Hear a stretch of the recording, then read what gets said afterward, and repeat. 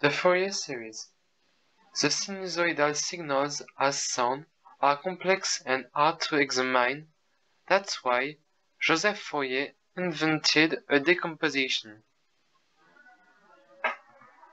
First, we'll talk about Joseph Fourier, then we'll define a periodic signal. The rest will deal more precisely with the Fourier series, and we'll finally represent what we say with an application example. Joseph Fourier was born in March the 21st, 1768 at Auxerre and died in May the 16th, 1830 at Paris, was a French physician and mathematician. He is famous for an invention which allows physicians to study easier sinusoidal signals, the Fourier series.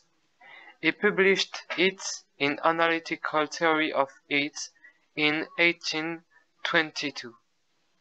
A thought contested by many physicians, a lot of them still use it today. A periodic signal is one that repeats the sequence of values exactly after a fixed length of time called the period. For example, all sounds are periodic signals. Fourier found that every periodic signal can be decomposed as an infinite sum of trigonometric functions, which is called a series in math.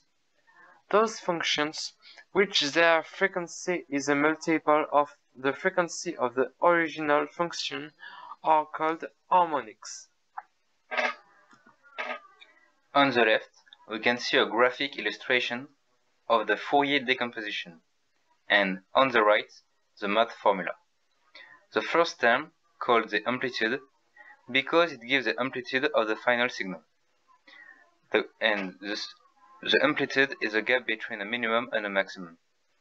Then, we add the next terms, which are cosine, with their own frequency and are preceded by coefficient, which give their amplitude. We can take an example. For example, this sawtooth signal. We are going to approximate it with the Fourier series. With only the first harmonic, we get this signal. And with the first two harmonics, we get this signal. And so on for 3, 5, 10, and 50 harmonics. We finally find a signal more and more precisely until it becomes, with naked eyes, the same as the principle, even if the decomposition will never be perfect. Finally, the Fourier decomposition is a very powerful and useful tool because it simplifies enormously signal analyzations.